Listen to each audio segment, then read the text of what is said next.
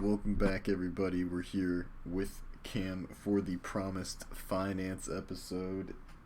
We're going to be teaching you how to lose money, make money, just burn money, gamble, develop a gambling addiction. We're going to be talking about hashtag finance, also known as finance TM, also known as stonks, also known as just finance, also known as money Twitter, also known as like just how to not be a broke nigga alert. Yeah, yeah. Basically, like there's like so many ways to do it. It's just crazy. Like, I don't know. You're pretty much a broke nigga for not even investing. Just once Exactly. If you aren't tapped in at this point, I don't know what to tell you. you're losing. That's what I'm telling you. So since this is nighttime nostalgia, what we do here is go back. I wanted to ask you, how did you even first get into like the financial side of TCG? Well, that's easy. Like essentially, I guess like my initial like exposure to it, I guess, was like in high school when I initially like was when I was doing the side where I was basically hustling with fucking vending for fucking snacks and shit. That was just one way of me like sort of like operating my own business, I guess, even though it was just like it was just a hustle. But that going on and then for some reason like in the early years of high school, you know, like the I think it was like the students that were a grade or two above it pretty much made Yu-Gi-Oh popular in high school, as weird as it sounds. So like for like the first year when we just started school there, Yu-Gi-Oh was the hot thing. It was like being back in kindergarten again. You couldn't just walk around without someone bringing up Yu-Gi-Oh down the hallway. It was just absurd. So that was like my initial exposure to the game. Like playing it, like actually playing it, like none of us in elementary school were actually playing this shit. The way to I bet we're all just like fucking, you know, doing the same Pokemon where it was like, oh yeah, I'm going for the Charizard, I'm going for the Blue Eyes, going for the Exodia. No one actually bothered trying to play this shit. So that was my initial like exposure to like Yu-Gi-Oh shit, and I guess like there was some business or there was some investment involved in that because I was just basically like I had an advantage over some people because I was able to actually order shit online, unlike a bunch of other people. There were probably only like one or two other people at high school that are actually able to order stuff. And then the investment side really really started to amplify when I started uh, going to college, and I just ended up meeting some people that were playing the game. Um, while I was going there. It was crazy because what was it? I think it was around that time where I actually was starting to drive and stuff. So I was finally finally getting out of the house and exploring explore exploring different areas and stuff. And that's when I really started to learn about card shops and stuff because that thing was that thing was like before college, like the thought of card shops was like it was like the unicorn to me. I didn't know if it existed or not. It was like a myth. All right, I didn't even know if it existed. Some people say it did, and I'm just like, nah, you're bullshitting. I never see these places. And once I went to college and found people that actually went to these shops, I'm like, okay, cool. These places really do exist. And the more I went, the more I got into Yu-Gi-Oh, and then that's when I really started to really get my whole get this whole Yu-Gi-Oh thing really ramped up with the investment side and just playing it because like eventually I was actually playing it a bit seriously and actually hustling around, going to different shops and actually buying and selling stuff, and it got crazy at some point because I remember there were times where I was just buying people's collections and or just like a good chunk of stuff for straight cash because people needed the money. And I'm just like, all right, I'm getting a good deal on this. I might as well buy it. At that point, I was you had me on eBay and TCG Player, and also in like Facebook groups and Messenger groups. Um, Keeping in contact with some of these dudes, constantly buying, selling, and trading stuff. It was a crazy hustle, man. And when I finally sold my deck in 2017 to buy my laptop, that was like when I realized, like, holy shit, I actually been like hustling so hard because like around 2K for the deck, and then I still had like a bunch of stuff left over.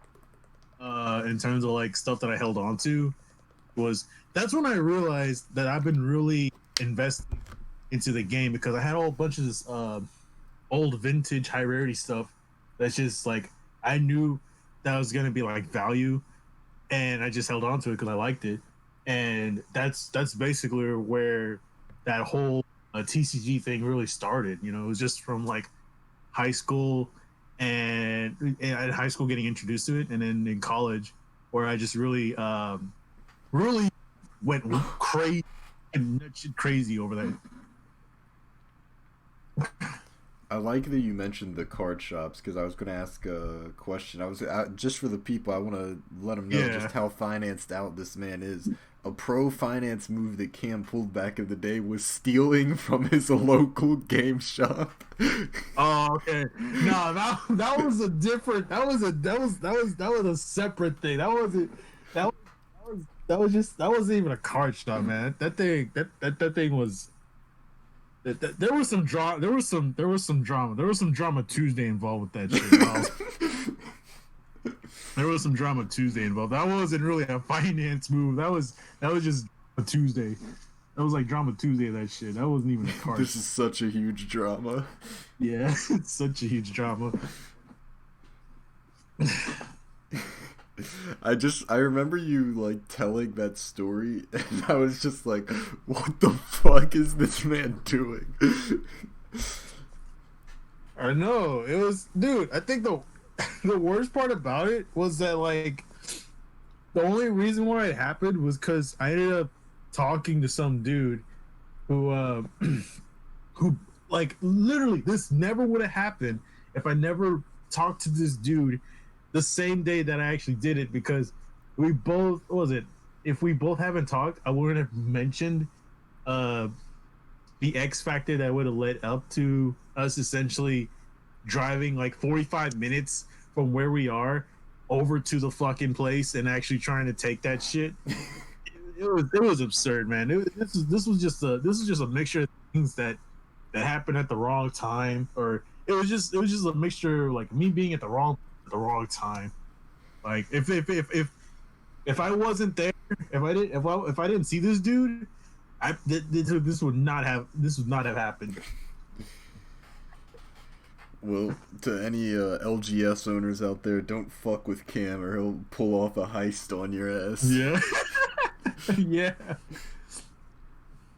I remember one time, like, you posted a bunch of shit, and this was back in the Skype group, and then, like, no one responded, and then you just said, oh, yeah, and I got arrested for stealing, and I was like, whoa, what? And you were like, no, I just made that up so you guys would respond. I think I remember that. Holy shit. Yeah, I actually do. I just said that just to get a rise out of y'all. I was bored that night. I'm just like, man, why is nobody talking to me? All right, let me post this. I got arrested. Yeah, I almost got arrested. Speaking of old finance moves, I want to get some of your perspective on this, because I personally never really got into the amiibo stuff, but you went balls to the wall on amiibo. Dude. Okay, now that one is crazy. That was like you. I'm glad you brought that up, because that was another finance thing that I did that I don't really think about. Like I'm still not even thinking about it now, honestly. But because you know the amiibo game is so much different than it was when it first started. But like honestly, the whole amiibo thing was. When it first came out, like obviously, I'm not sure if you I'm not sure if you did this too, but I know when Smash Brothers for Wii U came out, that was the same date that all the amiibos, the first wave of amiibos came out, and I went to GameStop for it, and I was initially planning to go for the midnight release event, but I ended up, for some reason, I don't know why. I think it just. Oh no, I remember. This was still when I was still in college. So I still, what was it? Parental controls, as I would say. But what was it? I finally ended up deciding to go regardless, and this was like minutes before they were going to open, and I didn't even put a pre-order in. I just showed up because they were going to have the amiibos there day one. So, what was it? I think from that initial night, I bought like bought the game. I bought like like Kirby. Let's see, I bought Kirby, Mario, and I think Link. Yeah, I think I bought those three. That's like my first like amiibos, and then it wasn't even a week later when people started posting. Fuck, I don't even know where I found this. This must have been on Twitter or on fucking uh, on 4chan or something. It had to be on 4chan because everyone was going, everyone, because like literally, I'm not even gonna BS you right now. A lot of the like amiibo shit like that I found out about with this whole initial hustle was all from 4chan. Like few where there was like Twitter stuff involved, but that was probably later down the line. But initially, people were like, "Hey, yo, there's these amiibos that have been like short, like they're just short printed or fucking. They don't have them any in stock." And I was like, the worst financial move I made on that part was actually opening the fucking things because literally, what Kirby's like expensive. Well, well, before I stepped out of the amiibo game, it was like Kirby was absurdly expensive, even though mine has like the weird fucking crazy eyes with the fucking eyes shifted down or left or something. It's weird, but that time it was like Marth and Wii Fit Trainer and Villager. I think those were the three like chase amiibos to get, and it was crazy because like initially I didn't think much about it. You know, I was just I'm just here like looking at the stuff being posted. I'm just like, it's probably nothing crazy. But then like I remember this one time, and this was probably like the key moment. This is probably like a key moment where I realized that this shit was serious. Was when I was at a Walmart, okay, and I saw like three Wii Fit trainers, and I was like looking online trying to see how much they were going for, and they were going for like, was it like 27 or 37 bucks or something for each one, and they had like three or four of them, and I was like contemplating on buying them, and then suddenly I see this big greasy walk by with this cart and just like all the Wii Fit trainers, put them in this cart and just walked away. I'm just like, fuck, I was onto something. I just hesitated on buying them because I didn't know if it was going to be worth the initial purchase. At that point, I realized, yeah, this shit's personal. I gotta fucking, I gotta step up my amiibo game. So literally, that was when I initially like was on top of like stuff with like purity and stuff because it was crazy. I won't even lie. For like the first 2 years, it was crazy with the amiibos because I know it wasn't. They had like store exclusives, like fucking Target had Rosalina and Luma. That was a notable store exclusive that got like one reprint, and I'm pretty sure it hasn't been reprinted since. That amiibo's still worth money. You had like certain amiibos go up, like it was like a weird fluctuation with some of these amiibos because like I remember one time, what was it? It was when Hyrule Warriors came out for the Wii U, and supposedly like for whatever reason people were buying the Link amiibo because the Link amiibo lets you get like a certain item in the game, and for some reason that ended up like doubling if not tripling the price, and I just ran to a fucking Walmart the day all that, and I just bought like all the links that they had, which there were like 2 or 3 of them, and then I just flipped them online for like 28, 30 bucks easy. on Amazon, and that was just like a massive like that was like a massive like Damn. finance there. So that's when that also helped me. I mean, that also like pretty much like just like made me like more aware of like uh the amiibo hunt, which you already know how I was already like into it because you were there the night where I was just like randomly in call one night, or at least I mentioned. I don't think you were in call that night. I'm pretty sure you were. I was just like fucking. I remember it was like Lou and Mox, and I don't know who else was in there, but I was just like casually. I just casually said like, "Yeah, man, I'm about to like. I'm over here at Walmart just scoping out the amiibos. And I'm on my way to camp out at Toys R Us." Yes, I was gonna mention that. And then fucking Lou's like, "Yeah, wow, what a tryhard." And Yeah, that was like that was what, 2015? That was ages ago. yeah, that was 2015. That was when I was. That was when that's when I got my first job at Walmart. I literally capped out at Toys R Us when I had work the next day. Yeah. But that was hella worth, dude. I ended up getting fucking Lucina, and I got like, what was the other one? The Splatoon amiibos, and like I don't even remember the rest. But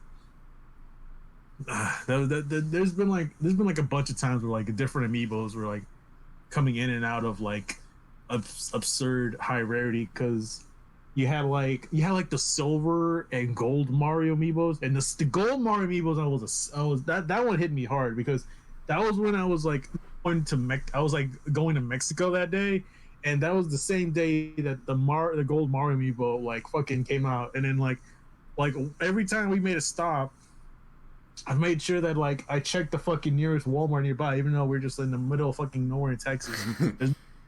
Stock them that there's no way they're gonna have gold Mario amiibos there, but I just checked anyways, and I'm just like, fuck, they don't have it. Yeah, like the Fire Emblem fucking amiibos were absurdly hard to get. Villager was hard to get. Rosalina Luma, King Dedede is the one that fucking that amiibo fucking always dodged my ass, but I ended up buying like the Kirby one because I didn't want to buy into the fucking scalper thing. That's another thing too. I never once bought into the fucking scalper fucking shit because I was just like, nah, there's no way I'm paying that much. Like,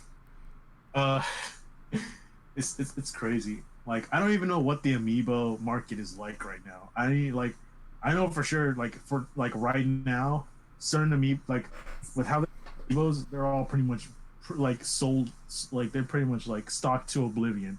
So I'm not even like worried about getting some of these amiibos, but I always make sure I get them just so I know I have them, just so I don't have to like deal with having to buy them in the store. But you know, occasionally I'll probably see like a good like amiibo I'll probably buy. But I think there was also times where like people opted to import amiibos too, which that was a whole nother level of crazy because I remember I fucking, for whatever reason, I don't know why I did this, but I did it anyway. I pre-ordered 2 fucking Japanese Mewtwo amiibos, and that shit was like on fucking PlayAsia or something. So I probably paid absurd amounts for it. But honestly, I haven't kept up with amiibos at all. But considering how crazy they were when they were initially like scared fuck, it's probably safe to say that like some of these amiibos are like, there's probably like a good chunk of the amiibos I have extras of, and probably the ones I still like have because I pretty much like got like most of like the only amiibos that aren't really worth anything are the Animal Crossing ones, as far as I know. But like a decent chunk of like the Smash amiibos and maybe a few of the Mario ones are worth something.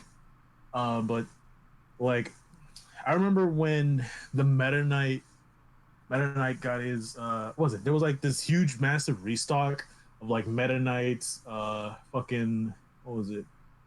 Meta Knights, I think Roy and Marth and stuff that like they had like their reprint, and I just bought like one of each because I didn't really want to buy into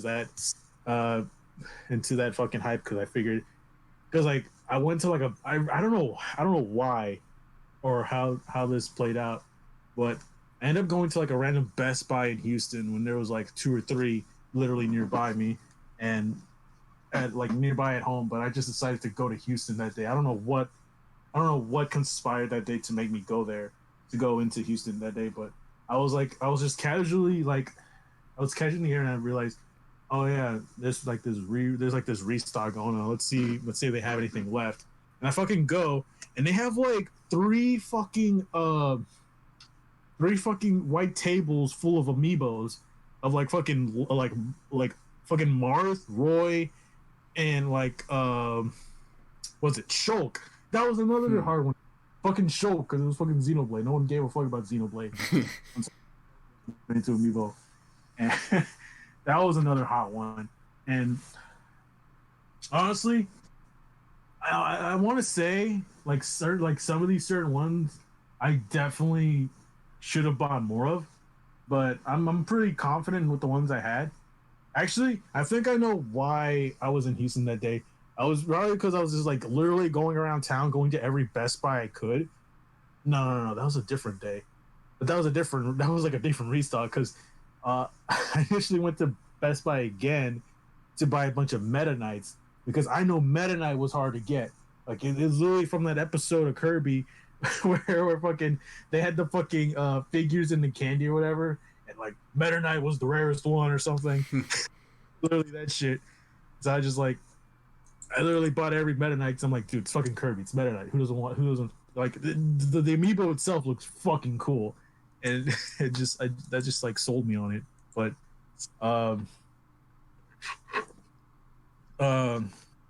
yeah, honestly, I would have to take time to actually look because I'm not. People say the amiibo shit's dead, but I feel like certain ones still retain some value just because, like, it's been 5 years since amiibos came.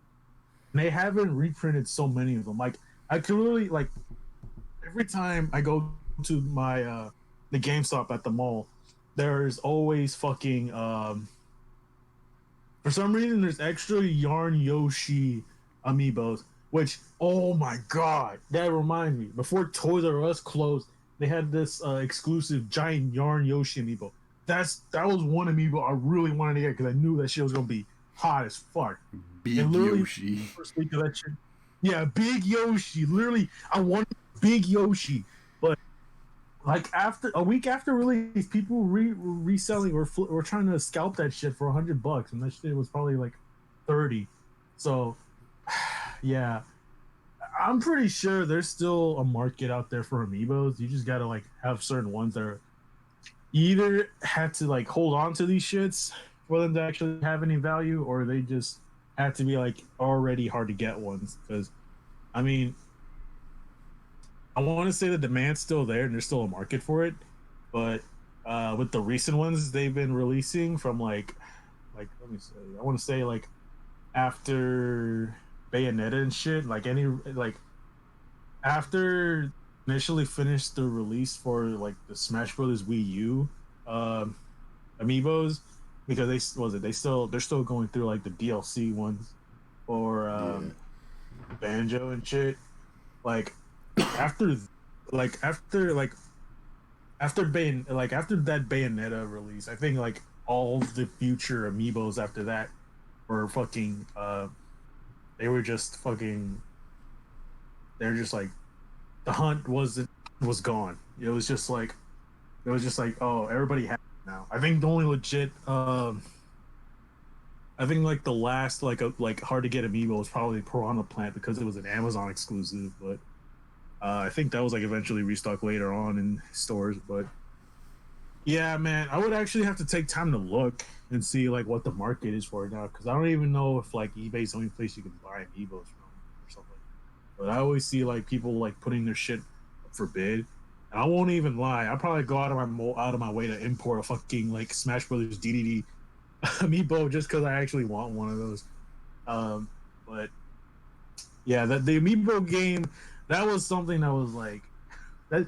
I don't want to say it was short lived, but it was fucking crazy when the hunt was there. Because I remember when I was actually like buying amiibos for people, and I would just like have them pay me a little extra just so I can like secure an amiibo for them, just because I was that shit. So what was it? The fucking the card shop that I had Drama Tuesdays with, I was actually like selling those there too, which was kind of like against the rules for him because I'm pretty sure the guy was also selling like one or two amiibos, but he was obviously like selling them at scalper prices. Like I think like he had like a fucking like a Rosalina Luma amiibo, and he was selling it for like $50, and he had like it was fucking insane, dude. Because it was just funny how I just showed up with this like box of amiibos that I just bought, and it was like people were already trying to like make me insane offers for them. It was fucking hilarious, dude. That's the grind, son. Yeah. So speaking of other tangible investments, much like amiibos, I know that you've purchased some like games and game accessories. Like you've got those micros, those Game Boy micros and stuff. Oh yeah, dude. That I wouldn't say that's an investment. I wouldn't say those were initially investments. They were more of just like weird flex. Uh-huh. But those ended up being investments too. Like what is it? I got two micros. I got like a bunch of like SPs, and then what was it? I got for some reason I think like stuff like Game Shark for the game, like Game Shark for Ants is like worth something, even though like I bought it on cheap. Um, what else is there? There's like the Game Boy player for the Nintendo GameCube. I've got the Game Boy player. Yeah, that shit was insane. I remember when you could easily just walk into a GameStop and just buy that shit for like 99 cents. Yeah. That was like a massive finance right there, just buying that shit. Dude, you know like in Super Smash Brothers Melee when you beat like the story mode and at the end it shows the little like trophy figure and it comes down into the room and like, there's the shelf in the background. And as a kid, I always wanted to like recreate that shelf and have every system. Oh hell yeah! But if you did that today, that would be so expensive. I know, and then if you try to do that with every console and every fucking amiibo just to recreate that shit. Oh my gosh! Oh yeah. I'm sure someone's done it. Yeah, that's another thing I wanted to mention with the amiibo thing. During the whole initial hunt, this is like a side note, I guess, but it was something interesting that I learned. Like, even though certain amiibos are rare for us here in the U.S., the ones that we considered rare were like fairly common in like the U.K. or in places like Australia. Like I fucking remember how like I saw videos of like one guy trying to buy every single Smash Bros. Amiibo that was released to date, and he was in Australia. And he was able to buy every single one except for fucking Mario for some reason. Oh, was that Max Mofo's video?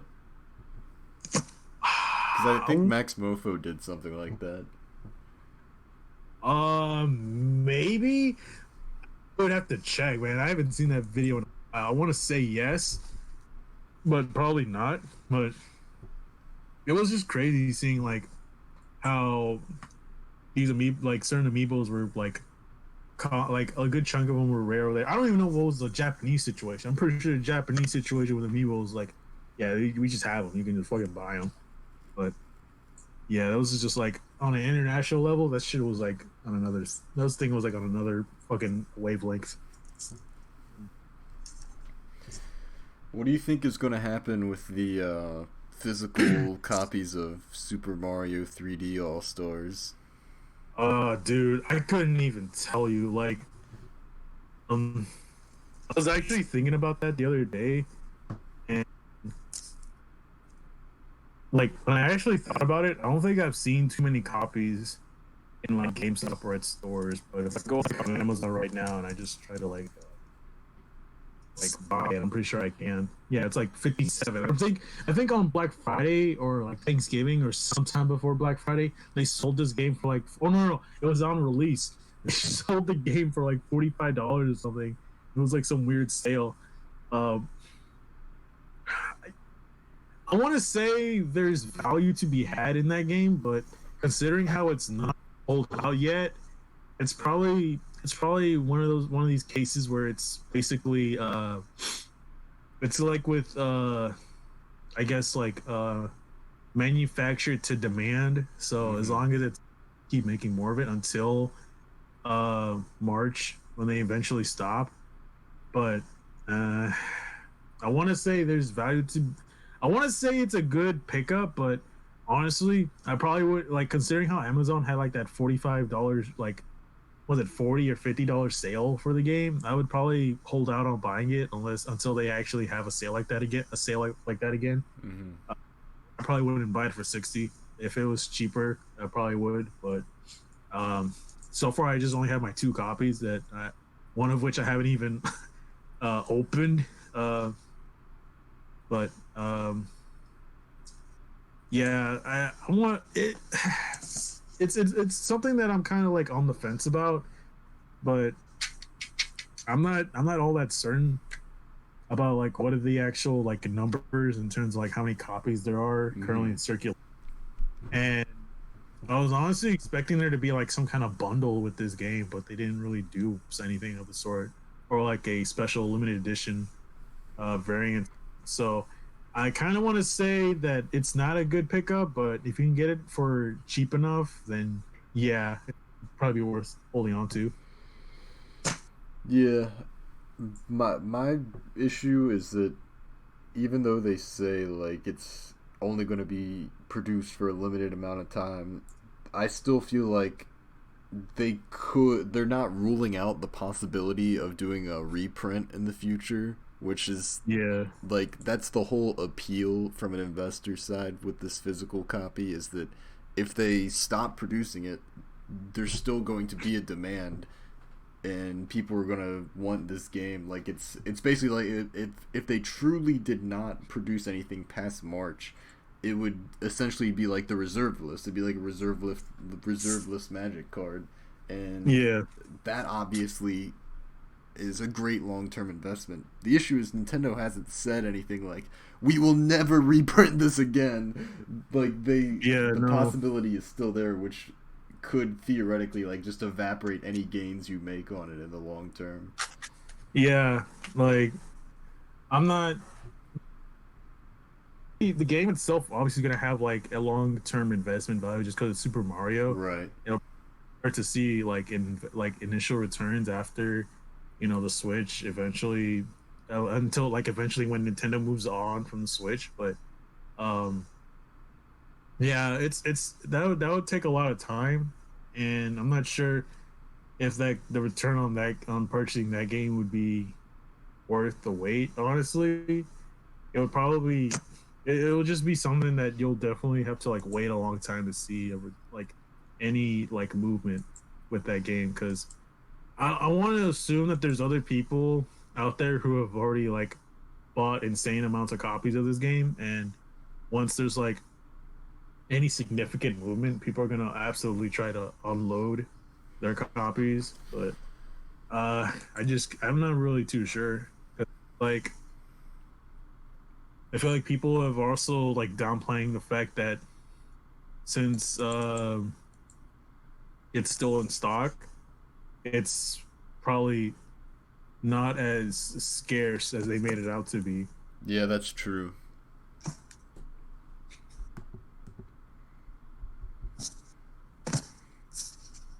I remember that you had mentioned something like buy Super Mario 64 and 64 cartridges because there will always be a demand from the speedrunning community for those. Oh yeah, Like that's actually like I kind think of a play. yeah, no, that's definitely a good call because I think what was it? I said that because initially like speedrunners were not happy with the game itself. Right, yeah. Oh shit, buy the N64 copies. Yeah. But That's obviously that's where the real after money's that at. yeah, obviously after that drama Donkey had apparently Super Mario 64 Yeah, Super Mario 64 is actually a bad game. game. That is a huge drama. Yeah. Holy shit. So it wouldn't be a finance show if we didn't talk about the man himself. We briefly talked about this last year when I interviewed you for Nighttime Oh hell yeah! Nostalgia. At the 2019 meetup, you introduced me to Rudy from Alpha Investments. And Hell yeah! we there's all kinds of stuff we could unpack with Rudy, but just tell me how you first discovered Rudy. Okay, so I think I mentioned this in the initial interview, but what was it? I found Rudy back in like early 2018, and that was when I wasn't even looking for him. He just showed up in my recommended, and it was the video of him talking about what was the set? It was when he, shit, I got actually find the video because I don't even remember the name of the set, but it was a certain Pokemon set that was initially out of print, and then Pokemon just came out of nowhere and just said, "Okay, we're now reprinting the set. There's going to be a ton more in stock." Let me see. I'm Is it trying to like find an it. X and Y set? Yeah, it was an X and Y set. Let me see if I just typed in Pokemon.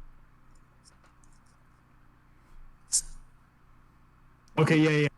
Roaring Skies. 'Cause That's, it was yeah, Roaring Skies. Yep. yeah, that's the one with the infamous Shaman that was basically like a 3, 4 of in every deck to be. Yeah. Holy shit. So, um, yeah, that was a crazy little controversy in and of itself because, like, I think at that point Shaman was reaching like absurd price levels. Like, I think like a regular like non full art, like a not like a non yeah full art was like a non was already like 100, and he had to pay like 130 for like the full art, and it was just, and that was just for one. It was just not even for like three or two of them. So that was just like, it was an absurd predicament with the market because obviously there was a demand for shamans and it was still in rotation and stuff. So that was initially on Pokemon for not, I guess, like releasing enough of it, and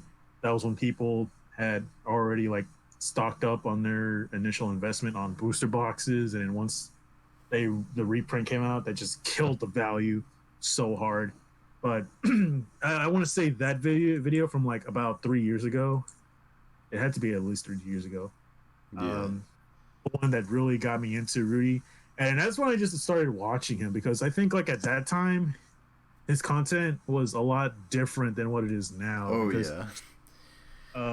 now I mean, because obviously Rudy from 2017 is a lot tamer than he is now, and there's more box openings. So initially, when I watched him, it was mostly just like him talking financial stuff and doing a lot of discussion videos and little skits and whatever. And I knew I was like really into watching his little card shop videos where he Hmm. goes whole thing about operating a card shop and stuff, and that was interesting. And at some point I just ended up like not watching him for a while, and then I eventually got back into watching him, and that's when I ended up showing you guys Yeah. at the whatever reason.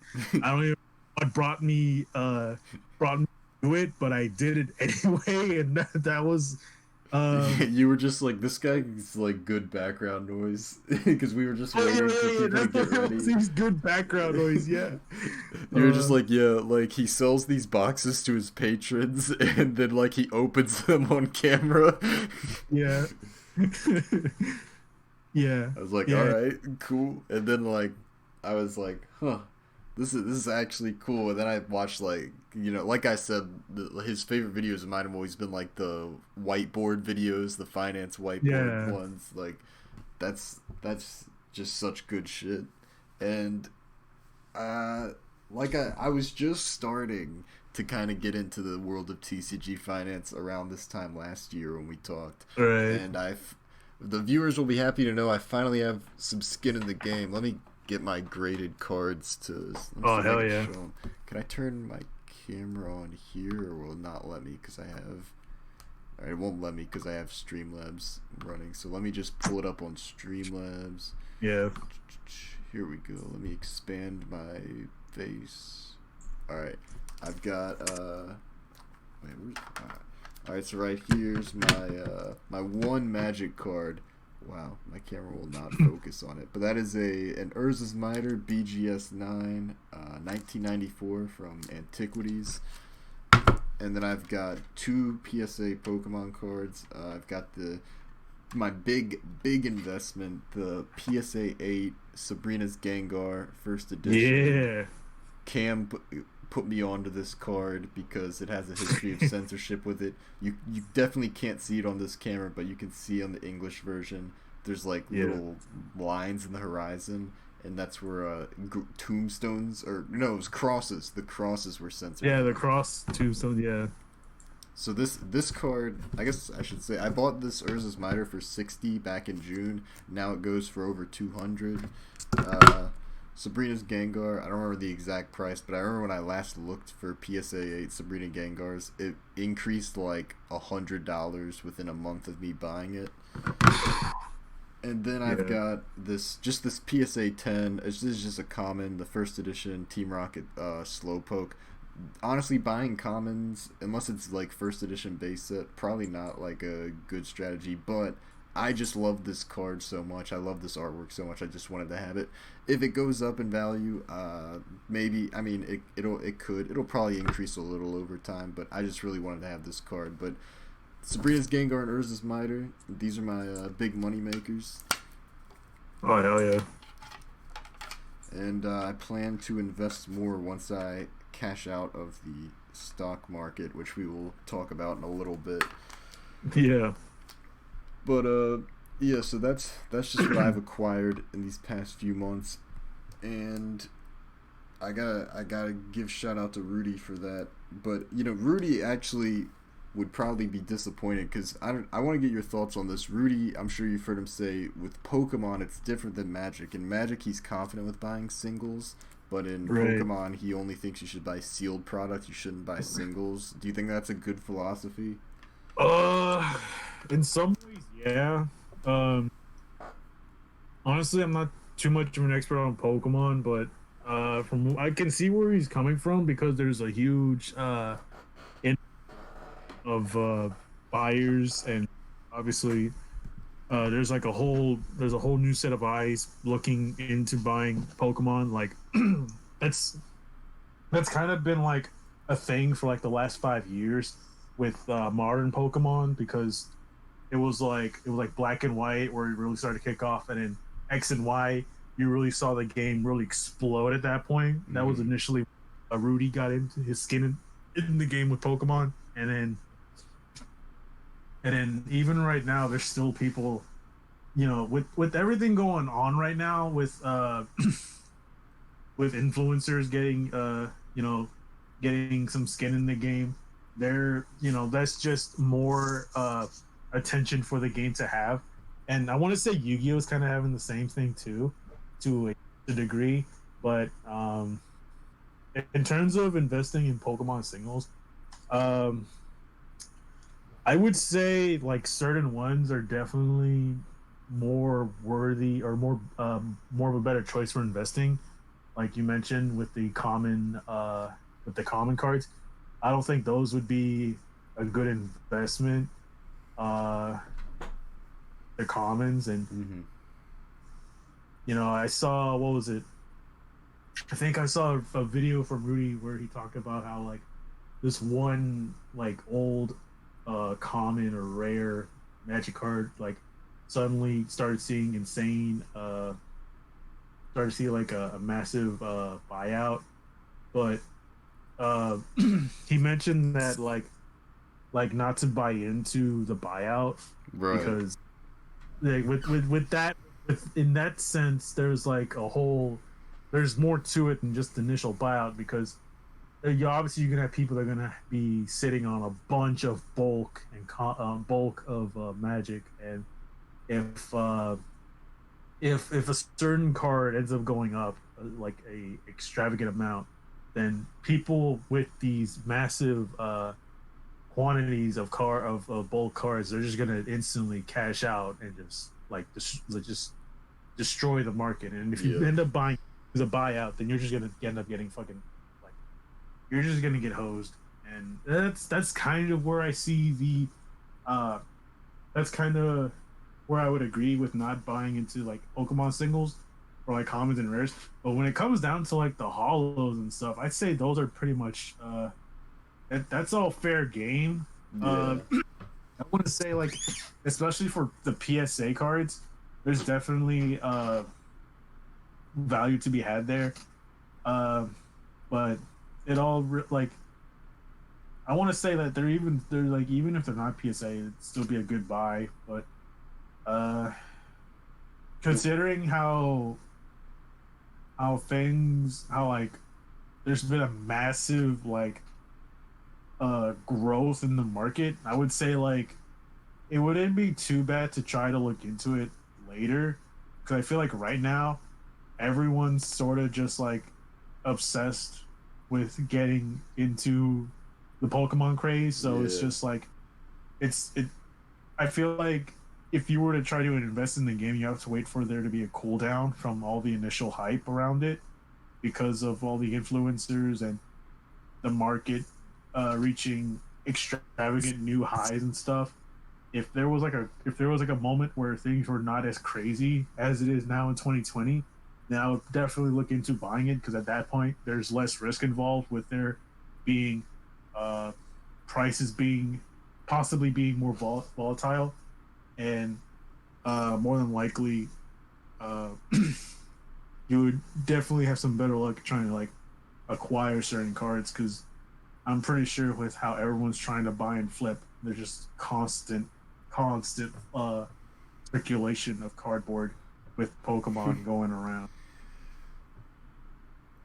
Yeah, but like one thing that I see is that with Pokemon, a lot of the holo cards are incredibly tough to grade, and I think that like Rudy's argument is that sealed product will never have an increase in quantity because people are opening all these boxes and the boxes aren't filled anymore, so the quantity's constantly decreasing, and when they open them and they submit all these cards to PSA, that's making the pop report higher for these cards, so the quantity's increasing. But the issue, like, that's true for a lot of cards like commons and uncommons, but when you look at these holos, these early WotC era holos are so hard to grade that it's like, if you buy a PSA 10 whatever, like the classic example was the Typhlosion from, is it Neogenesis, I think? Like, that one is impossible to grade. There hasn't been a PSA 10 on the market in forever. Like, if you got a PSA 9, PSA 10 if there was one on the market, if you buy one of those, like, the population realistically isn't going to increase within, like, the next few years, you know? Right. That was another thing that I noticed. It's like with the 9s and 10s, those are definitely the safer investment on the gradable side, because there's probably gonna be a bunch of 7s, 8s, and 6s. Yeah. I want to like buy into those. Like, I remember seeing one PSA video from Rudy where he's talking about how, you know, the numbers for like that for PSA, they're gonna be like relatively inaccurate due to the fact that, you know, people are gonna end up getting the graded card back and they're gonna try to send it back again. Yep.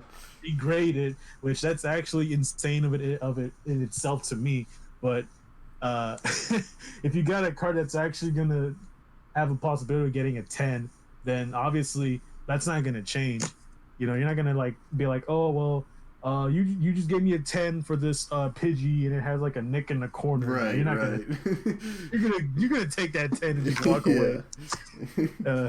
Like, that's one thing that's definitely that's one thing noticeable that I see now, that I kind of like understand with the whole PSA market, because it's just like, if it's not if you got a 10, you better best be holding on to that thing, because I would not flip that. I would probably flip anything else besides a 10. Maybe keep a few 9s, but 10s, those things will be hard to get. Those things will be hard to get as like time passes, because it, like you said, those old Pokemon Hollows, they're really hard to grade. And if you end up getting a 10, then that's just you just like if you get a 10 for any card, whether it's like Pokemon Magic or Yu-Gi-Oh, Yeah. you definitely keep that. You're definitely gonna keep that 10. I would definitely keep it. I wouldn't even bother trying to like get it regraded again, because at that point that's just like there's the premium behind it, obviously, and it's it definitely constitutes the price tag for it Hmm. due to is to get it. And I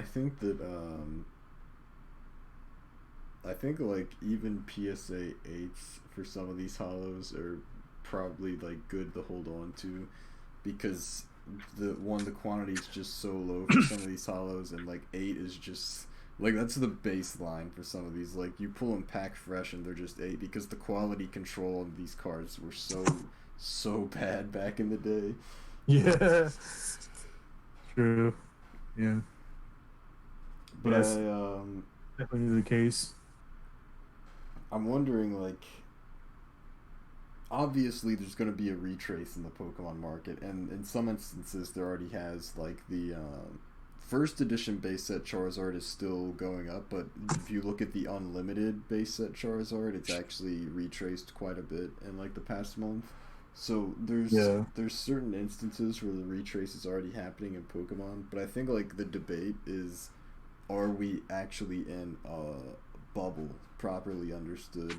And honestly, like people compare it to like the Beanie Babies craze or whatever, but yeah, my personal view of it is that Pokemon, it's obviously there's going to be a retrace, but there's I don't think you can say we're in a bubble because the demand is genuine, and like the people right, coming into the market, it's genuine demand, and it's like when you look at Pokemon over time, this is a talking point I get from SM Pratt, the Pokemon version of Rudy.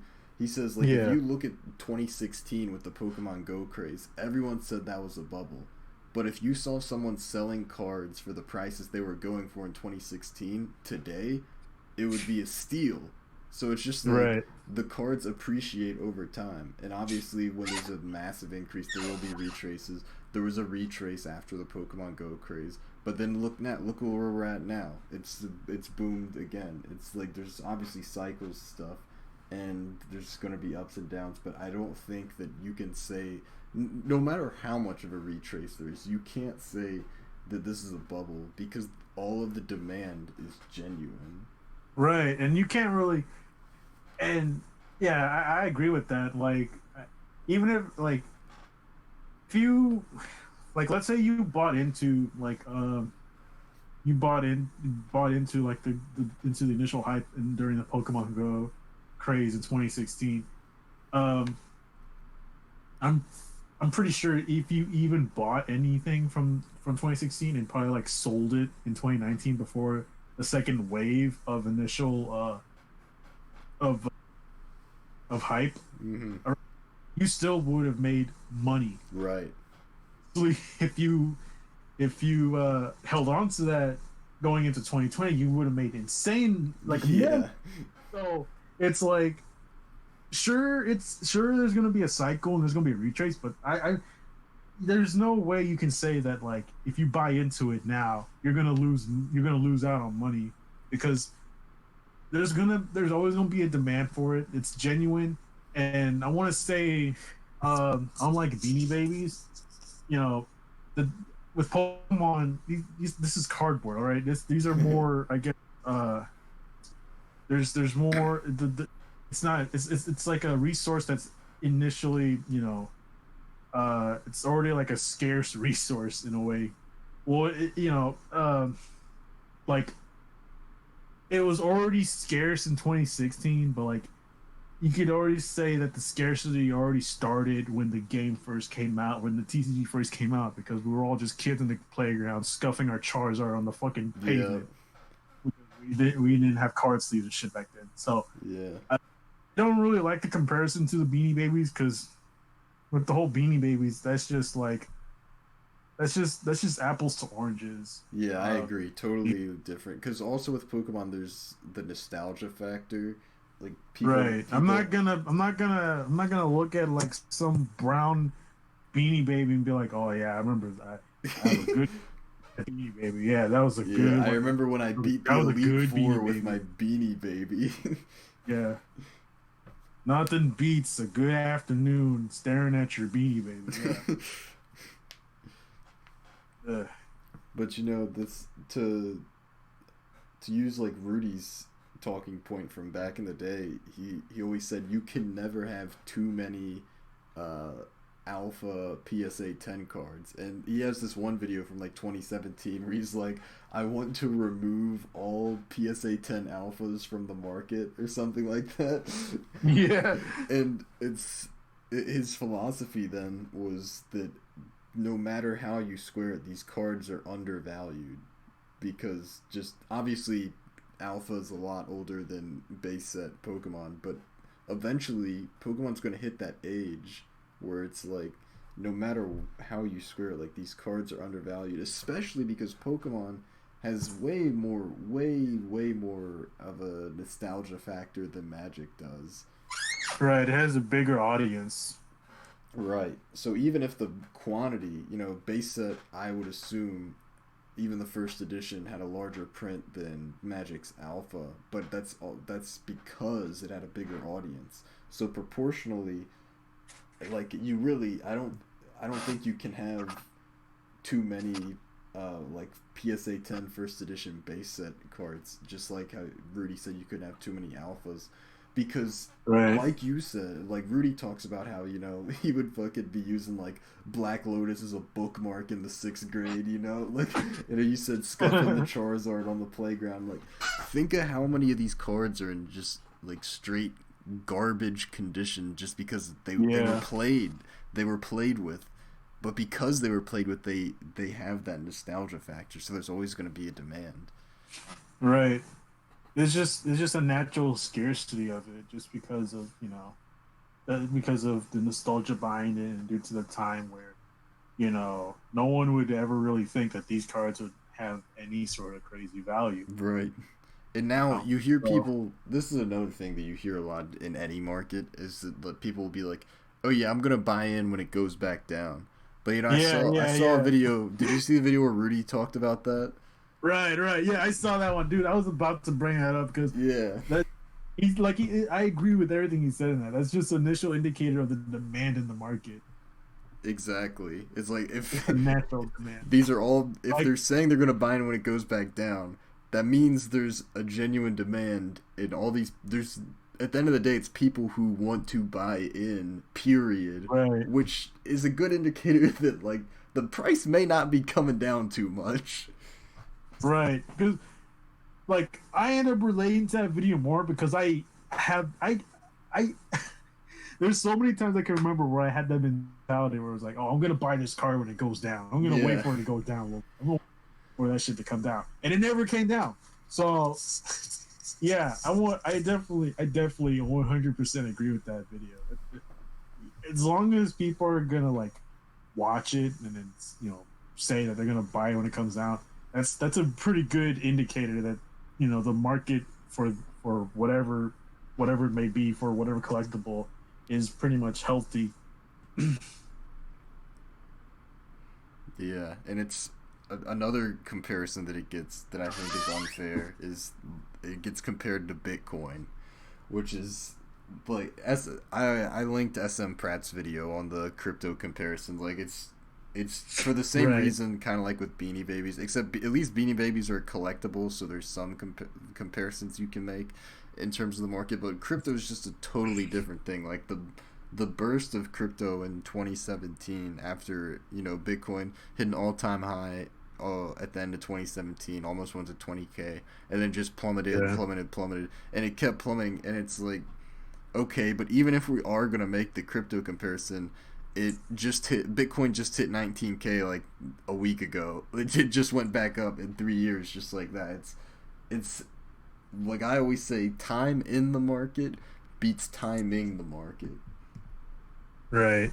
But crypto is an interesting topic because I don't know about you, I cannot read crypto at all. Like it just seems like it just does whatever the fuck it wants. Like there's so many Yeah, times where I I'm like, want to it's say gonna go the up. big pushing force behind that is just the shady stuff that gets done with it.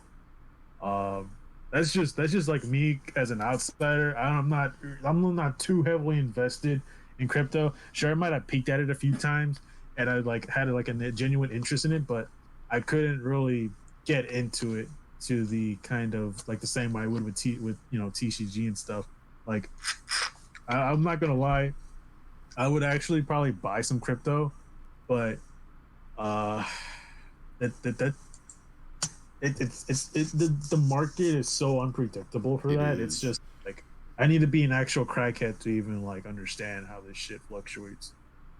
I think that like if you were willing to stay the long haul, if you were really willing to stay the course, I think if you buy into Bitcoin at any moment, you will make money. It's just a matter Right. of like I stayed in the market for Bitcoin for like a couple months and I pulled out because frankly I needed some money.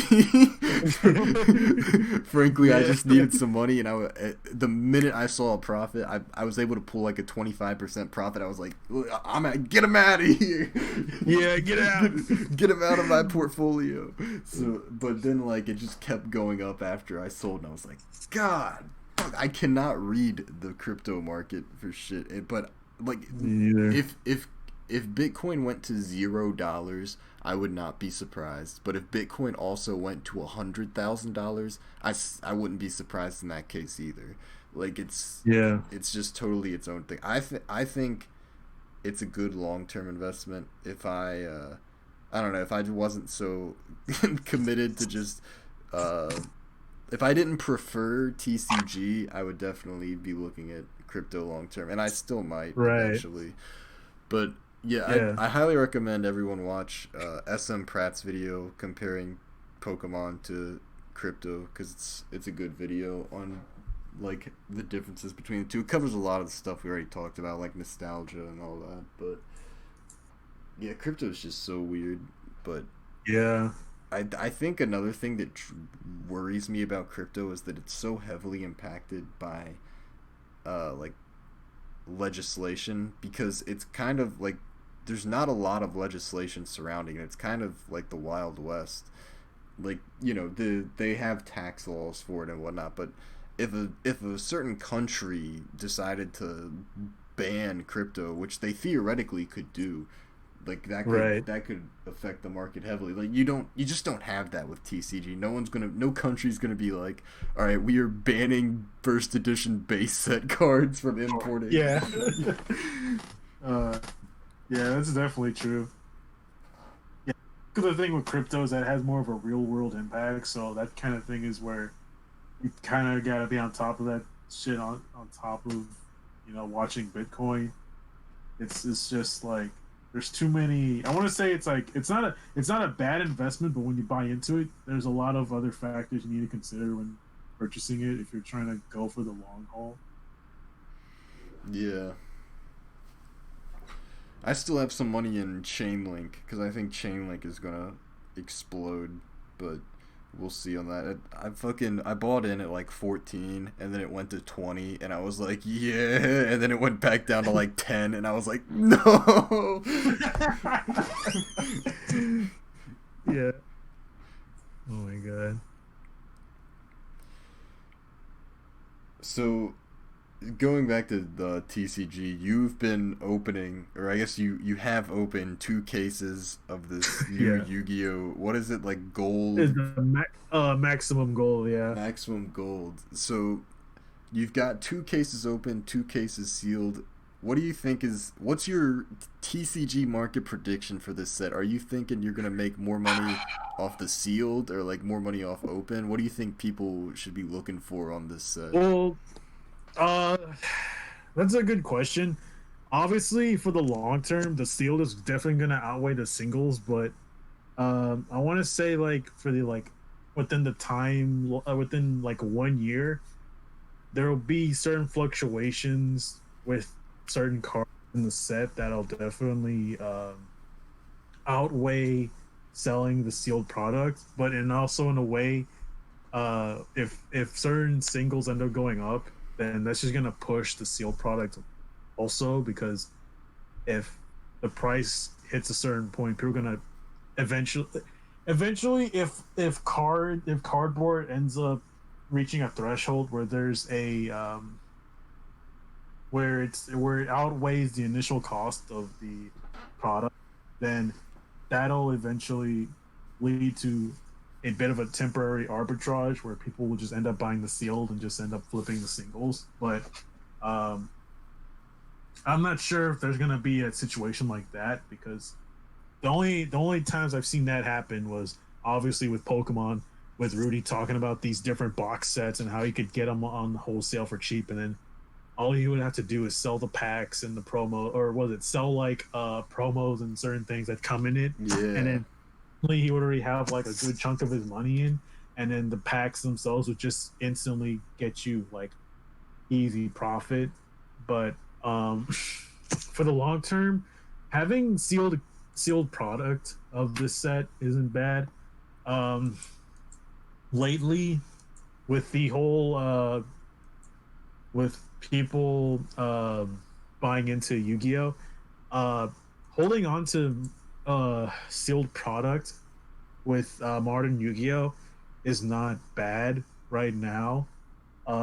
Mostly because um, Yu-Gi-Oh obviously uh, is different from Magic and Pokemon, because they have first edition and unlimited printings of these sets. So obviously, I have first editions of the Gold Series set, and if they, I'm not even sure if they're gonna have it unlimited. I'm gonna assume that they will, but um, if there were to be an unlimited print run of this set, then that would just and that would just be an instant indicator of, that would be when I would say you could see gains for the first edition product that I have right now, and that can also be said for the singles as well, because um as soon as unlimited,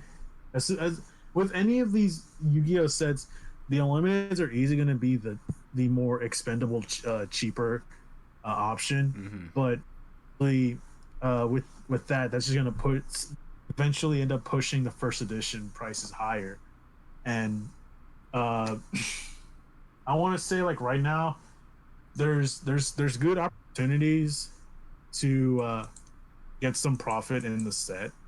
Um, with the certain prices for certain cards right now, there's obviously a good opportunity to instantly net some money to get that first initial profit, because like I've been eyeballing the set for a long time since I've opened it, and I've just been seeing like cards like Blue Eyes just keep fucking going up and down, like it's Hmm. crazy. Of like I think I said like initially like the Blue Eyes was like $30, Yeah. seeing going up and down from like 25 to 33, and it's just like back and forth. It's Damn. absolutely absurd with that card. And then certain cards are also seeing some resurgence, but with given time, it can only go up because the meta relevance a lot of these cards have, and due to the meta relevance of these cards being reprinted, uh, eventually down the line, that could also bring up more increases for the price.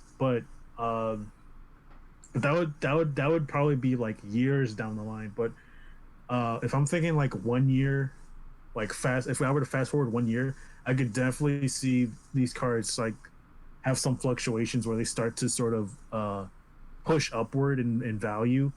Um, it's just a matter of time, really, with a lot of these cards, because um, I guess like right now, since it's a massive reprint set, everyone's tearing it up, everyone's buying their copies, Mm-hmm. and eventually, um, later on when we see the meta uh, change with the ban list, which I'm pretty sure there's one coming up for December, but probably like one or two ban lists down the line, we'll definitely see like these meta relevant cards start to fluctuate in value, more likely towards the upside, and definitely uh, as time passes, a lot of these reprints with like Dark Magician, Blue Eyes, and Red Eyes, and uh, I think those are the main three. Yeah, those three. You'll definitely see those really start to shoot up when this set eventually goes out of print, because this is the first time they actually did this kind of gold foil thing, and it actually does look really good. And if you actually can secure yourself nice copies of these, because the print quality is definitely all over the place. And Yeah.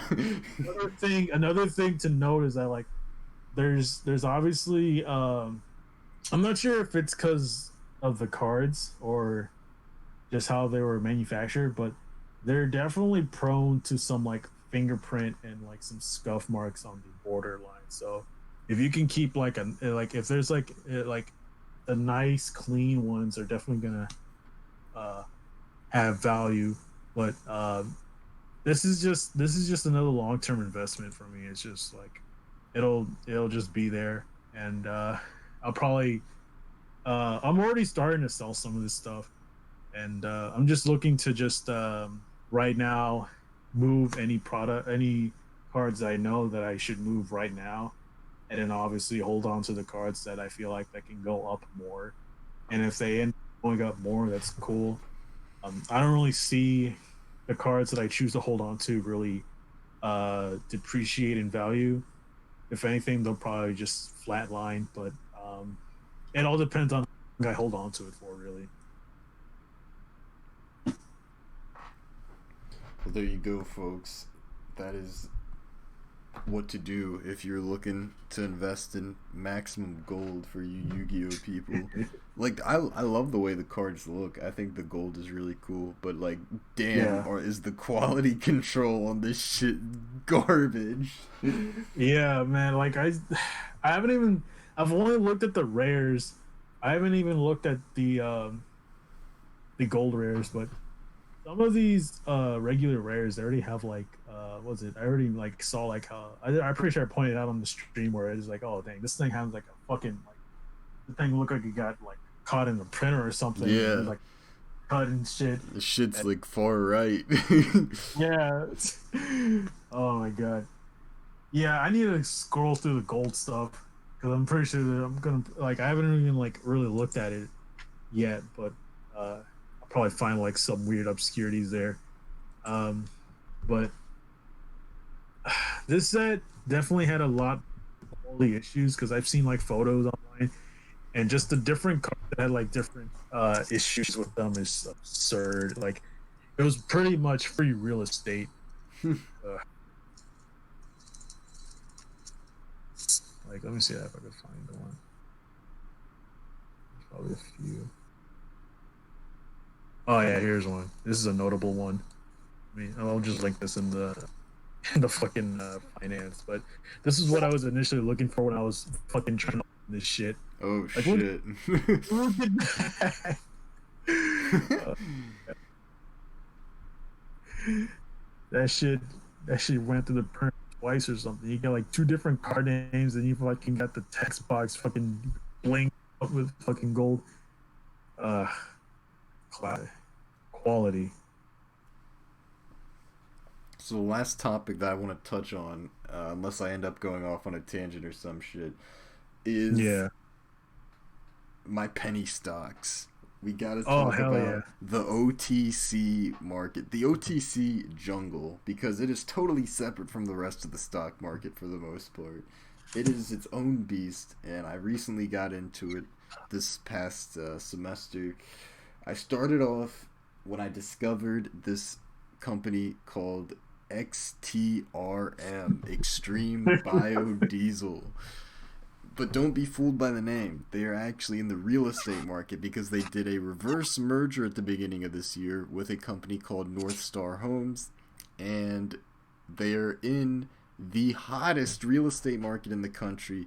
I touched upon this in my interview with Josh because he brought up XTRM, and I had to defend them a little bit, or at least defend myself in investing in it. So I'm gonna give the full story of what happened with XTRM. So they do this reverse merger, and it's huge, at least as huge as you can be in the OTC jungle, because Boise, Idaho, which is where North Star is located, is currently the hottest real estate market in the country, in all of America. It's the hottest real estate market, and over the summer, as a result of COVID and these Black Lives Matter riots and whatnot, there was beginning to be an exodus out of cities, and it was looking like real estate in the suburbs was going to be like the biggest gainers, and the suburbs of Boise is exactly where XTRM was building. All their new houses were like in these nice suburban areas in the Boise market, and they announced that they were contracted for a 214 house lot in the Boise area. Now that is huge. 214 houses for a tiny little company like this, that in their first year, effectively, like their first year after the reverse merger, that's huge. A 214 houses that they were going to be building in the hottest market in America, and their houses sell, like the ones that they've sold, they sell for like crazy prices, like $500,000, whatever. So this was huge. So everyone, not just me, everyone was saying this is the play. This is the best stock in OTC. This is the play. It was at 1 cent when I got in, and it was a little over a cent. I got in at about like 0.013. That's when I bought in, and that was like late August, I think, either late August, early September, somewhere around there. It was like 0.013. I bought into XTRM, and they kept announcing projects throughout September. They had like nothing huge, nothing crazy like the 214 lot, but every little thing helps after that announcement. So there were 2 instances after I bought at a little over a cent where it broke 2 cents, and I was like, holy shit, this stock is the real deal. Obviously there were retraces after each one, but I never sold at 2 cents because I genuinely believed that after the 214 lot, this shit, once they sold those houses, like this was easily like a 50-cent company. Easy. And there was also the reason that everybody was saying do not sell when it hit 2 cents is because this was in September, and what drops at the end of September? Financial reports. And everyone was saying, look, the XTRM, we knew this from the beginning. XTRM was profitable in their first year. That was just a fact. Profitable, or not first year, first quarter is what it was. First quarter. We know that they were profitable in the first quarter. So the fins will only help. The fins cannot hurt us. So I held until the end of September, and everyone was so high. They were like, fins dropping. So I remember at the end of September, I went to class, and I said, and this was before the market opened, because my first class was at 9. Yeah, it started at 9, I think. And I was like, I'm not going to be out of class until 12:30. But boy, when I get out of class, I'm going to be a rich man because these fins are dropping today. So I get out of class at around 12:30, and I open my phone, and I look up XTRM, and their shit just tanked. And I'm like, what the fuck happened? The financial report, like, what the hell happened to the financial report? So I go and I look at the report, and I'm like, okay, the numbers look good. What am I missing here? They were profitable in the first quarter. Like, these are good numbers for an OTC company. And then I see a little note that says, we have lost the 214 lot. And I was like, whoa, what? So, as I said in my interview with Josh, it would have been nice to know that before the fins dropped. Basically, the way I see it is, like, XTRM, their PR team just straight lied to us. They lied for months after this 214 lot was announced, because, like, it's not like they lost a lot the day before their financial report dropped. You know, they knew that they were not going to be able to do the 214 lot, and they provided no explanation really. Like they just said due to like circumstances outside of our control or something. They tried to make it, the way they worded it, it sounded like they lost it because people were fucking with them. Like they tried to like blame the shareholders. It sounded like it was just it was a total PR disaster. They lied. That's ultimately what it comes down to. They lied. It's not my fault. It's not the fault of any investor or shareholder or or OTC expert. Like everyone. This had a 100% buy rate on I forget the name of the website, but it was the number one, had the highest buy rate in OTC for a while. Like the power buy rating or whatever. There are websites that evaluate these things. It was crazy. Given the information that we had, this was a prime market that it was literally like taking candy from a baby. And the reason that no one sold it, or people did sell off at 2 cents, but the reason that like I didn't and like anybody with a brain didn't is because like we genuinely were thinking, just based off of the information that we had, no one foresaw that the company was lying to us. That like with any OTC, when it goes up, you have people who say, "Oh, pump and dump, it's a pump and dump," but like Yeah. those are totally unfounded claims. Like no one had the inside scoop that yeah, the PR XTRM, their entire Twitter is just a lie, and the 214 lot isn't real. So that is what happened with XTRM, and they've just continued to go down ever since. Even after the quarterly report earlier, or like, yeah, I think it was earlier this month or last month. Even after that report, which was again showed more profits, but like no one really. XTRM did go up today though. It went up a lot today actually, or like percentage wise, it went up a lot today. I don't know. Maybe it just seemed like a lot to me because I have so much fucking money in it that every little move makes my portfolio go like. But it did. I'm still holding long on XTRM simply because of the fact that they are in such a good area for real estate that I'm just like, dude, they've gotta bounce back eventually. Yeah. They have Oh to. yeah, you're right. I just looking at mine, right? I just logged into my account right now. It's already up to over half the value I put into it. So 106 for my shares. that is the story of XTRM. I should also add, I talked about this with Josh last night. I went way too in on XTRM. This is an actual finance lesson. No matter how certain you are in an investment, don't over centralize in it because you never know what happens. Maybe the company's just lying to you. You never know. Right.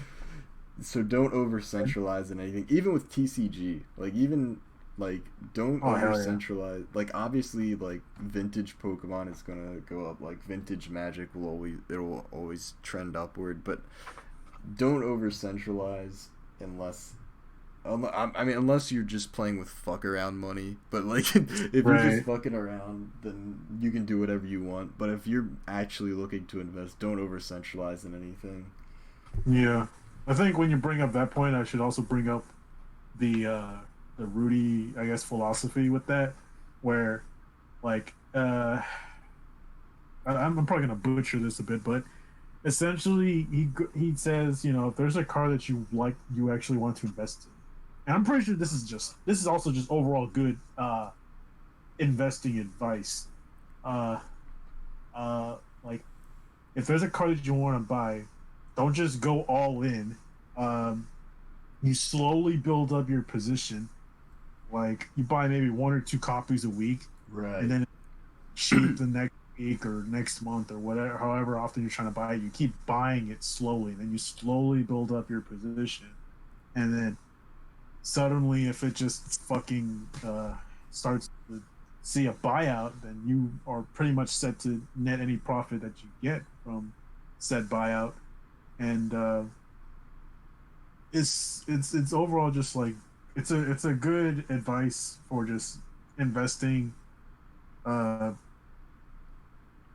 better, I guess, because you know, with unless you absolutely know what you're investing in, there's no reason to just go all in and just buy every Right. like single card because it's like with the it's like with the thing I said earlier with the commons and rares that start shooting up with like what Rudy said.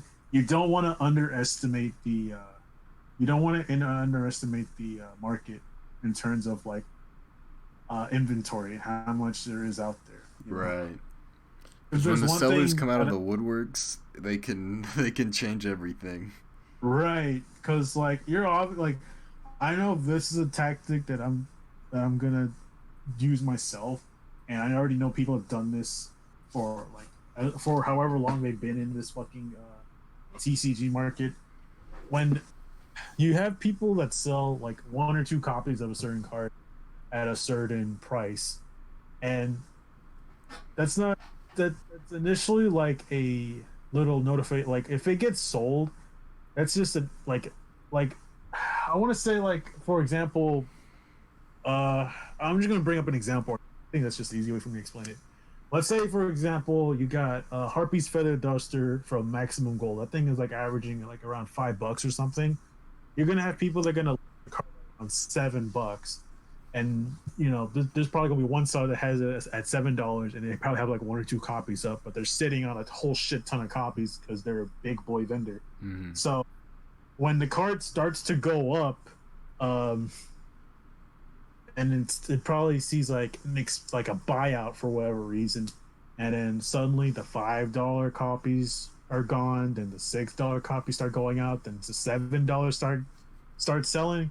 At that point, with that seller that has his $7 copies getting bought, that's just a good indicator from the start unloading his stuff. You know, people are not gonna initially put their whole inventory out there because if they did that, they wouldn't.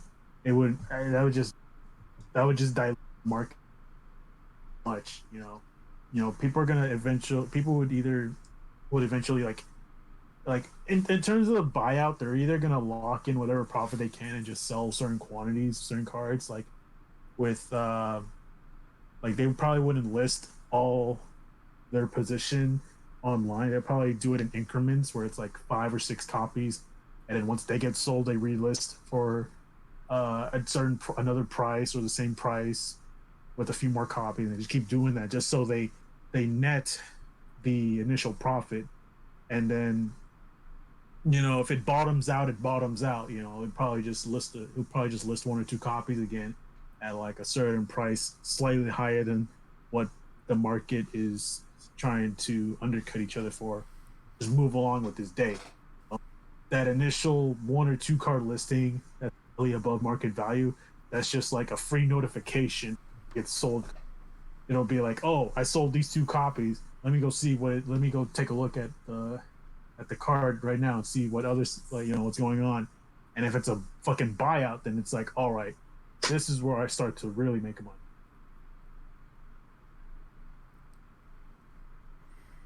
Yeah.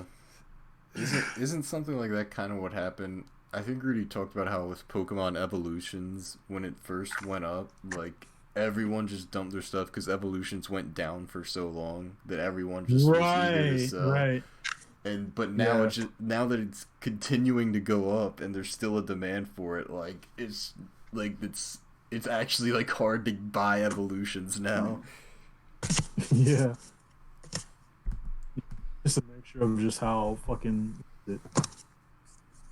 like when it first came out, it was printed to oblivion. No one really cared about it, and then now that it's out of print, and then or I don't even think it's out of. I'm pretty sure it's out of print, and people are just like eating it up for whatever reason. It's just like Yeah. the demand keep popping up now, and now it's like, oh, now we can't find it anymore, except for you know whatever fucking Rudy has in his fucking Pokemon bathroom. Yeah. So the second OTC stock that I gotta talk about is ENZC, Enzolytics. They seem to be way more legit than XTRM. They have not lied to us yet. I'll just put it Yeah. that way. for basically with their big thing is just medical research, and they've done research in HIV previously, and now they're they've effectively got government funding for COVID research because they're at Texas A&M University. They've Oh, yeah, officially yeah. moved into their lab space there, and like by being there, they effectively have government funding. It's just like I feel if they get name dropped in something like if Trump name drops ENCC, it goes to $1. Like, but yeah, they are doing research on COVID with monolocal antibodies, and I bought in at a penny. They're now steadily at 10 cents. They've gone as high as 12 cents. I wish that I had not over centralized in XTRM, mainly because I mean, one, it just left me holding a bag, but now it's like I don't have the liquidity to go all in on ENZC as much as I would like. I initially was skeptical of ENZC just because I wasn't sure if they would actually like get moved into an actual lab space, and when they Yeah. were at a penny, they there wasn't a lot of movement, wasn't a very high volume at that time, so I just put $50 in just kind of as like a whatever, and then it went to 2 cents and it went to 3 cents, and I was like, all right, I'm just gonna pull out 50, and I'm just gonna leave the rest in there Yeah. and just pull out my initial investment and see where it goes. And then I wake up like a week later and it's at like 9 cents, and I'm like, what the fuck? So I think this thing is the real deal. Even if even if they're not contracted for the COVID vaccine, even if like say Pfizer or some company is the one that ultimately has the vaccine that's distributed to Yeah. people, like their research is still being used but in for COVID treatment, and they're not just a COVID company. Like they've done work in HIV, which is huge, and they're going to continue doing work in they like when you look at their the people they have working, like their board of directors and stuff, like they've got some heavy hitters, like people that would not be on an OTC stock if they didn't genuinely believe in it. Like big names in the medical community when you look at their resumes, just really really professional people. So I think ENZC, if you can get in below 10 cents, I would recommend getting in. Obviously, like I said, don't over centralize, but gen I genuinely do not think you're ever going to see like a penny for this again. I think it's no longer a penny stock. I don't even think you're going to see it for a nickel again. I think it's staying. It's not going to dip below like at the worst it might go to like 7 cents again. But I think Yeah. by the end of this year, like by the end of this month, if we can if we can stay above 11 cent, like 10 to 11 cents, if we can hover in that range for a while, I think when we get more and more like PR from them throughout this month, you might see this hit 20 cents by the end of the year. I still think that's a reasonable target, is you could probably see this at 20 cents like at the end of December, beginning of January. But will it go to the moon? I don't know, but if you get in, I think if you get in now, you could definitely like at least double your profits in a reason, double your investment in a reasonable amount of time. But you never Yeah. know. After XTRM, I'm not telling anyone anything for certain.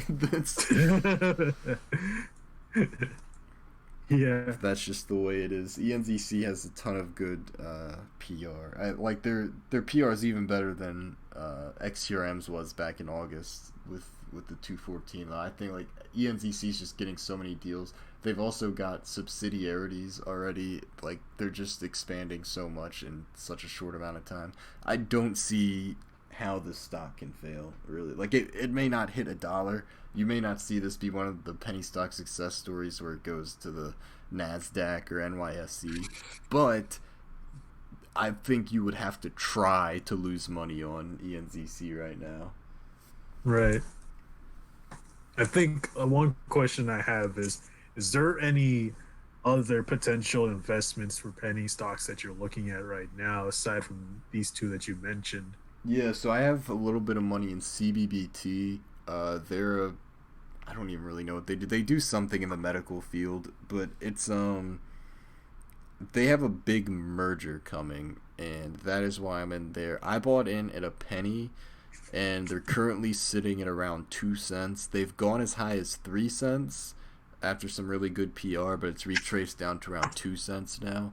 But CBBT, that is a really good one, I think, because this merger that's coming up is going to be huge once it's completed. It was supposed to get completed in November, but it's been delayed to, like, it should be happening soon, like mid-December. So I think if you can get in, CBBT was down today. If it continues to go down a little bit, I would say you're probably in a good position to buy the dip. I don't think it's going to go down to a penny again, unless unless something crazy happens, like the merger falls through last second. If that happens, this goes to XTRM territory. Yeah. But yeah, CBBT, just like ENZC, I put $50 in, and when it went above 2 cents, I like pulled out the 50. So I've got a decent amount sitting in there, like just to play with, just to watch where it goes. Right. Because I don't think it's going down to a penny again. All right. Let's see. I kind of want to like talk about this briefly, just to see what your thoughts are, because I know I've talked about this on and off, but I haven't really like put some skin in the game yet. Is there any like current stocks that you're looking at? Like I'm talking about like in the stock market, because I know I pretty much name dropped a few with mostly AMD, Nvidia, and Intel. Yeah. At one point, I'll mention this briefly. AMD has seen a 100%, pretty much a 100% increase in their revenue since entering into 2020. We're into 2021. Don't remind their me. Value. Yeah, it went from like $40 all the way up to like almost like 80, 90. Intel, they've been like having like some like dips, but they kind of been dipping and surging. It's just crazy over there because it's just fucking. That's just AMD giving them the pound town, and then they're fucking. I don't know what Intel's doing. Nvidia, they've been seeing a steady increase. It's nothing too drastic. It's just they doubled. I think they almost had like they almost doubled also. So AMD and Nvidia are pretty much like the two heavy hitters that I'm like been keeping my eye on, and I kind of am planning to get some money in both of them. Not sure about Intel, because Intel, they're just I don't know what they're doing. And I know you mentioned GameStop. Dude, I don't know what's going on with GameStop. Dude, when you told me they went up a whole $1, I saw it, and I'm just like, why is it going up $1? I mean, it literally only went up at all this year because, what was it? The initial like Microsoft partnership thing, kept them afloat, which essentially doubled up their price. But what is it? I'm looking at it right now, and it's actually down from like almost $17 down to like $13.50. Yeah, I know it tanked today. Yeah. I don't know why. I don't even know. Like, I feel bad for GameStop investors because it went up 2 days ago. It went up that whole $1 during Power Hour, so they probably were thinking, "Oh, I'll just sell when the market reopens tomorrow." And then immediately it opened today, and it just went down. Yeah. So all those sell orders probably got fucked.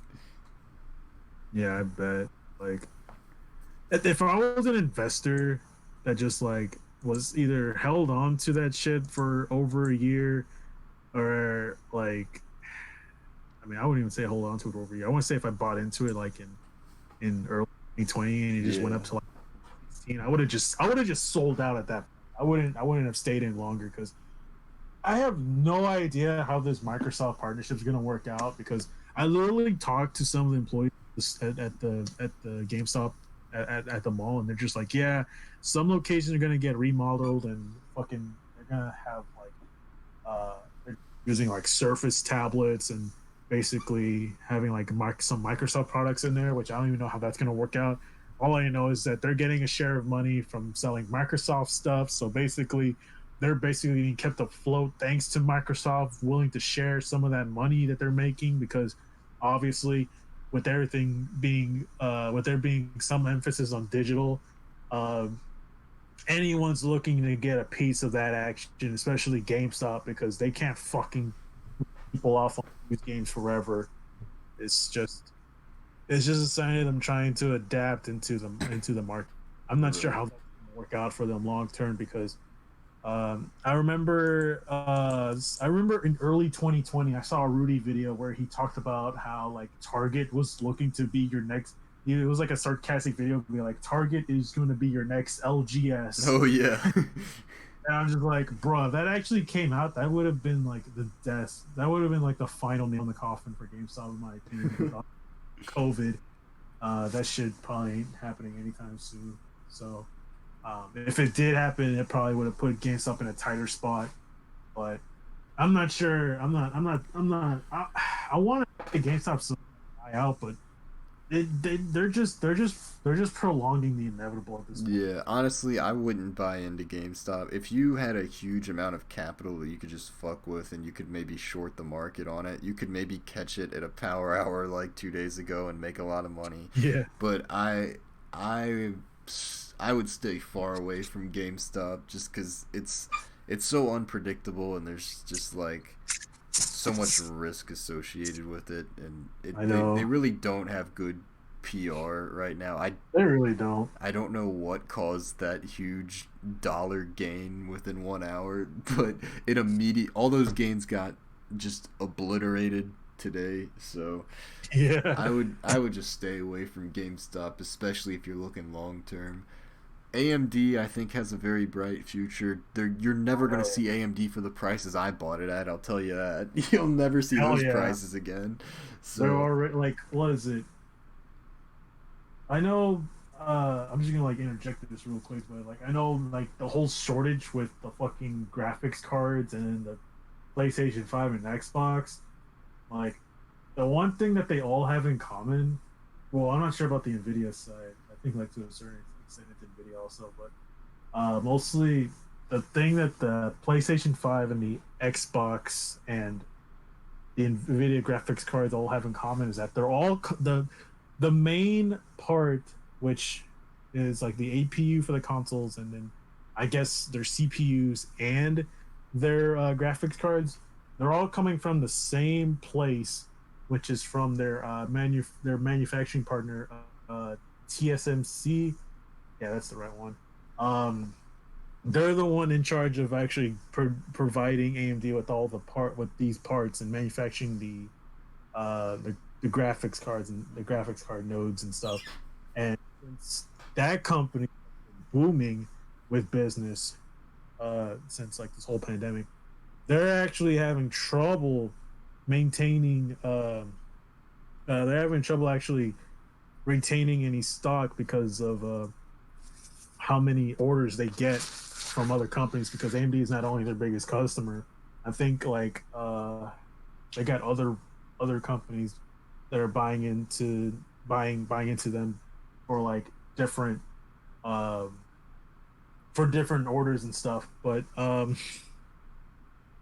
that whole thing just like gives AMD more of a I guess it helps prop AMD up into a big player and giving them more relevancy because they're already in an uphill battle with trying to retain market share and actually trying to regain market share in these different segments of the PC market, which they are starting to see some gains, but obviously um, with AMD, they're only going to see increases as far as I know because everything from consumer end to video game consoles and even high end server stuff. It's all pretty much it's pretty much set up to pretty much succeed. And if they're actually having trouble meeting the demand for this stuff, that's just gonna just give them more. That's just gonna play well for them in the long term because then they're gonna keep having demand for their product, and it's just going to just it's just going to be good for them long term because if they keep having this revenue stream, there's just no way they can. there might be a few dips here and there, but long term speaking, I think that's a stock that's definitely worth buying into. Like, like you, at the price, you're not gonna see AMD for the price that you bought it in for. That Hell was a no. different AMD. AMD we see right now is like a complete 180. Yeah. It's different now. It's definitely something that's it's seriously uh, a good investment long term. I don't know if there's any stocks that you're looking into buying or that you're looking at besides the ones that I mentioned, but I would say those are the main ones that I'm eyeballing right now. Yeah, I Um, would say that just in general, like you really can't go wrong with big tech stocks. And I just say that because like I remember looking at Apple back in like 2008, 2009, and I remember looking at the swings in its prices back then and just being like, "Oh man, that's crazy. Like, man, I don't know, like if you bought Apple at this price, you probably are in pain right now." But if you look now over a decade later, if you had bought Apple at all at any price in 2008 or 2009, like you've made money. You it doesn't matter like yeah, the swings ultimately don't matter with these big tech stocks. Like they just always go up in the long term. So yeah, for long term, I think like Apple like Apple's probably like the main one, especially after seeing that they were able to bounce back after their they're split. right with their stocks. Yeah. Was it a And then what 4-1 was it? split? Yeah. I think so. I'm not sure, but I know like was it in just 2020 alone, they pretty much like almost doubled what their initial value was going into 2020. So that's Yeah. like that's another good sign from them because they're able to rebound from that initial split, and then they also announced that they were something with ARM, I think, with their like processors or something, Hmm. and I forgot what it was. I think like their processors or something on the technical side really attracted a lot of investors towards Apple.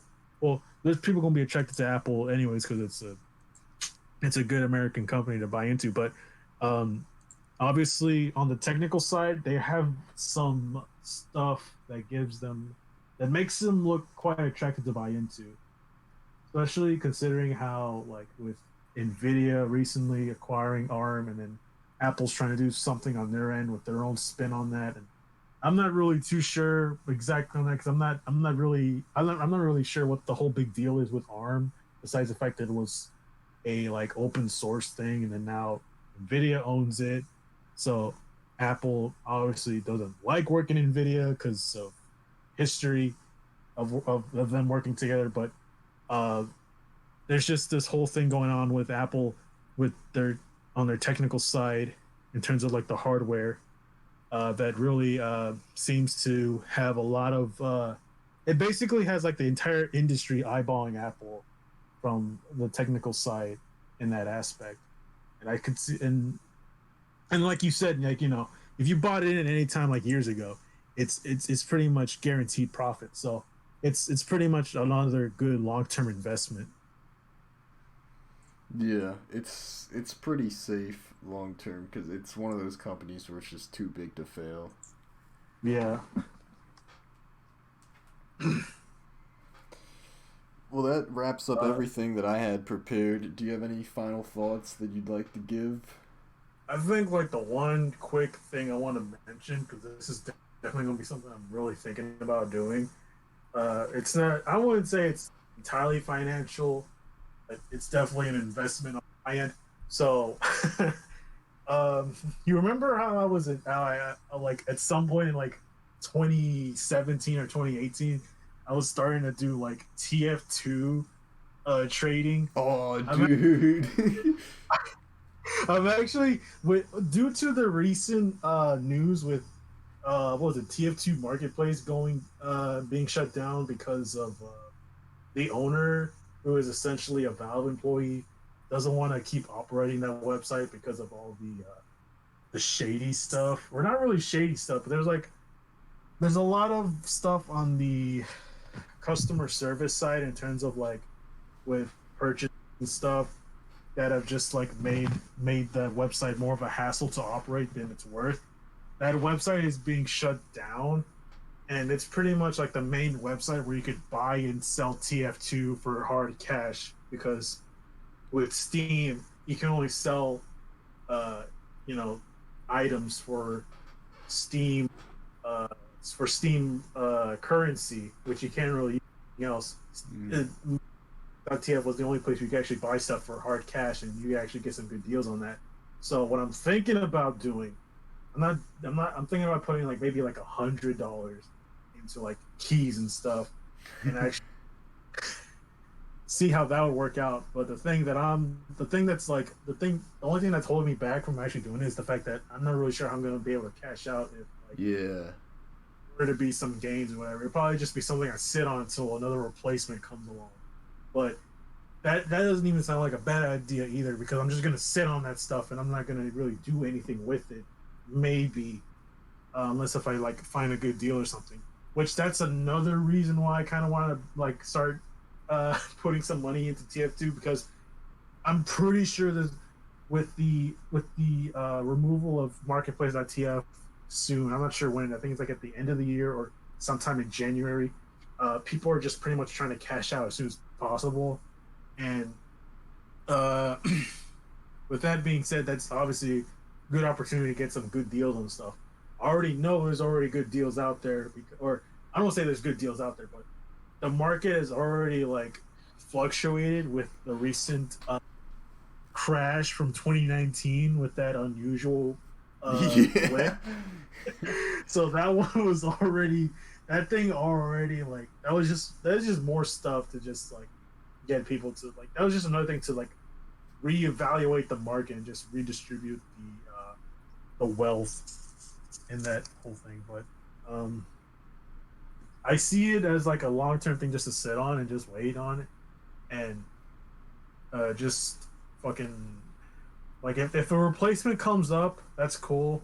If not, then I just have like $100 worth of keys to just mess around with and just trade and some shit. And if a replacement, if an alternative to Marketplace.tf comes around, then cool. I'll just like, that's just like that'll be good in and of itself. But I'll just have like 100 keys to sit on and probably just fucking mess around with. And then I'll probably just end up buying some some MVM tickets just to try to get me a golden wrench or a golden pan and try to get that. But that's just something I'm looking at right now. I haven't really done anything yet. If anything, I'll probably have to like buy a bunch of fucking backpack expansions. Inventory size just so I have space for all those keys if I actually do end up buying it. But it's definitely something I want to capitalize on, because I see a lot of potential, and I'm not even sure if I'm going to end up buying people's inventories out, because that's a whole level of shadiness right there. Oh, yeah. Like, there's just like there's too many factors involved, whether what people are going to value it as, because Steam market is obviously different from Marketplace.tf, and who am I dealing with, and you know, it's just there's just too many question marks there, so I don't really see that being a good option. So really, it's just kind of like another long-term thing with a simple $100, maybe $150 investment. I don't know, but that's just something I've just been eyeballing, along with like all this other shit that I've been putting money towards. Yeah, we might just have to do a whole other episode on TF2, because there's so much. That was like my first introduction to #finance. Yeah. Like I was in the stock market in 2008, but like that was just finance. When I got into TF2 finance in 2011, that was #finance. Yeah. I would do some crazy deals in TF2. Oh yeah, I already know about some deals. Yeah. Those are definitely insane, all right. Yeah, if we actually do like a whole TF2 video, that might just be like an update, a finance update. Yeah. Digital investments. That could be next year's video.